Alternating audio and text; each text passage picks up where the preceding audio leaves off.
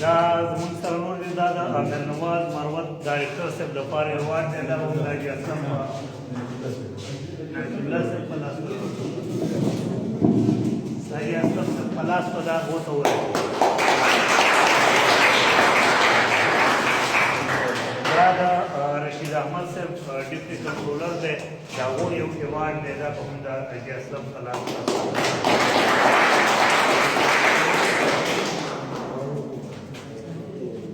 دا یو ایوارډ د توفیق صاحب د پروګرام منیجر دی دا هم د هغو لپاره حاجي اسلم صاحب په ورته ورسېد